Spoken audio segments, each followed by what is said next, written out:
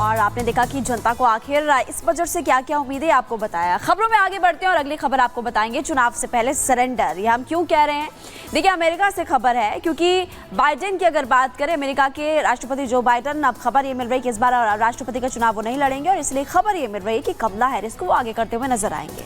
बिल्कुल, देखिए लंबे समय से कयास लगाई जा रही थी कि क्या जो बाइडेन इस बार चुनाव लड़ेंगे या फिर नहीं लड़ेंगे। हालांकि तमाम सस्पेंस से जो है वो पर्दा उठ चुका है और साफ कर दिया गया, यानी कि जो बाइडेन ने खुद कहा है कि वो राष्ट्रपति का चुनाव नहीं लड़ने जा रहे हैं और कमला हैरिस को उन्होंने आगे कर दिया। लेकिन ऐसे में सवाल ये कि आखिर चुनाव से पहले उन्होंने सरेंडर क्यों किया है? क्या इसके पीछे कोई प्लानिंग है या फिर हार का डर? रिपोर्ट के जरिए दिखाते हैं।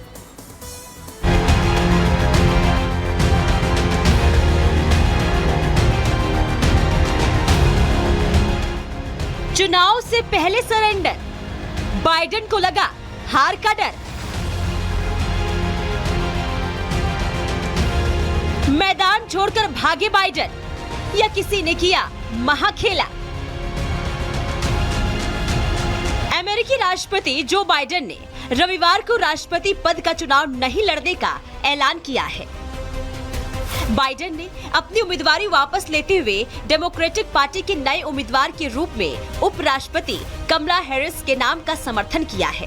प्रेसिडेंशियल चुनाव नहीं लड़ने का बाइडेन का यह फैसला ऐसे समय में आया है जब डेमोक्रेटिक पार्टी के कुछ नेता उन पर राष्ट्रपति पद की उम्मीदवारी से हटने का दबाव बना रहे थे। हालांकि बाइडेन ने इस बारे में कुछ भी स्पष्ट रूप से नहीं कहा है, लेकिन सोशल मीडिया एक्स पर उनके इस ऐलान को उसी से जोड़कर देखा जा रहा है। बाइडेन ने राष्ट्रपति पद के लिए चुनाव से अपनी उम्मीदवारी वापस लेने का ऐलान करते हुए लिखा है, मेरे साथी डेमोक्रेट्स, मैंने नामांकन स्वीकार नहीं करने और अपनी सारी ऊर्जा राष्ट्रपति के तौर पर बचे हुए कार्यकाल पर केंद्रित करने का फैसला किया है। 2020 में पार्टी के उपराष्ट्रपति उम्मीदवार के रूप में कमला हैरिस को चुनना मेरा अब तक का सबसे अच्छा निर्णय है। आज मैं कमला को इस साल हमारी पार्टी का उम्मीदवार बनाने के लिए अपना पूर्ण समर्थन देना चाहता हूँ। डेमोक्रेट्स, अब एक साथ आने और ट्रंप को हराने का समय है। आओ इसे पूरा करें। वहीं राष्ट्रपति बाइडेन की उम्मीदवारी वापस लेने के पीछे एक वजह पूर्व अमेरिकी राष्ट्रपति बराक ओबामा को भी माना जा रहा है। अंतर्राष्ट्रीय न्यूज एजेंसी के हवाले से दावा किया गया कि पूर्व अमेरिका राष्ट्रपति और डेमोक्रेटिक नेता बराक ओबामा ने 81 साल के जो बाइडेन को अपनी उम्मीदवारी को लेकर गंभीरता से विचार करने की सलाह दी थी।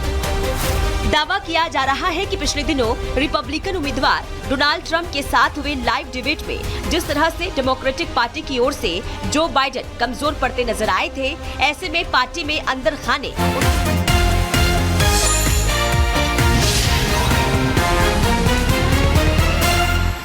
में शामिल होते हुए नहीं नजर आएंगे। ये भी आपको लगातार हम जानकारी दे रहे हैं और इसके अलावा सुरक्षा का भी सख्त पहरा किया गया है।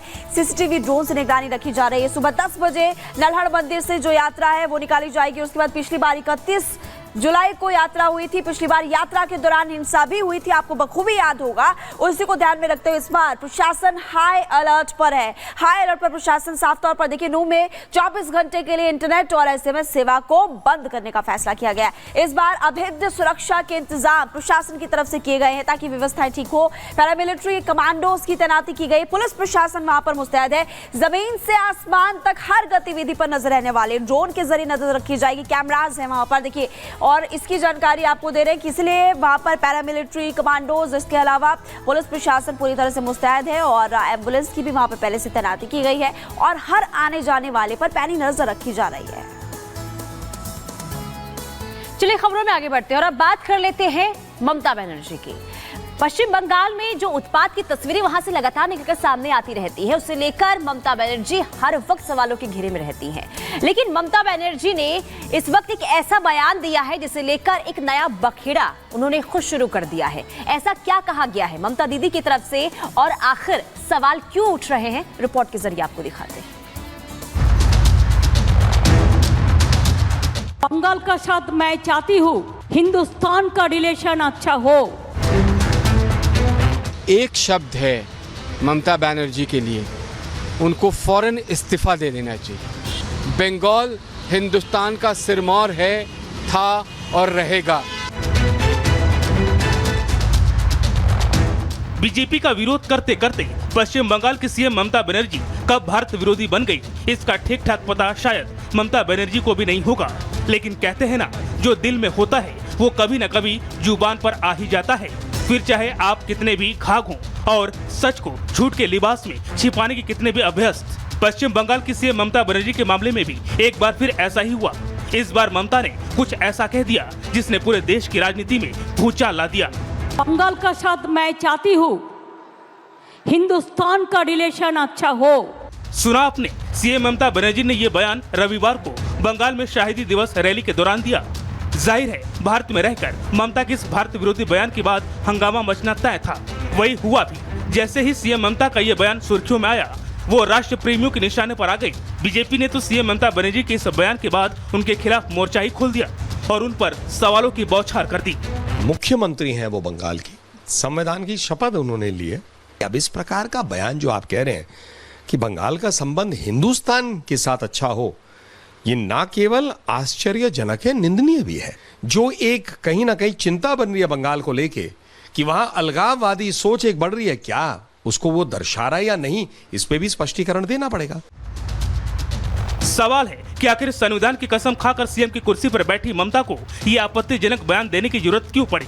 तो ये समझना भी कोई बड़ी बात नहीं है, क्योंकि ये बात जग जाहिर है कि सत्ता में बने रहने की ललक ममता दीदी पर कुछ इस कदर सवार हो चुकी है कि वो जिन अल्पसंख्यक वोट बैंक और घुसपैठियों के वोट बैंक को सीएम की कुर्सी का आधार समझ रही हैं, वो पश्चिम बंगाल भारत का अभिन्न अंग है और वो भारत के संविधान से बंधा हुआ है, जहां इस तरह के बयानबाजी की कतई इजाजत नहीं है। यही वजह है कि ममता बनर्जी के इस बयान ने ऐसा तुल पकड़ा है कि यह घमासान फिलहाल शांत होता नहीं दिख रहा है। इसी कड़ी में बीजेपी नेता अमित मालवीय ने भी सीएम ममता बनर्जी को घेरा।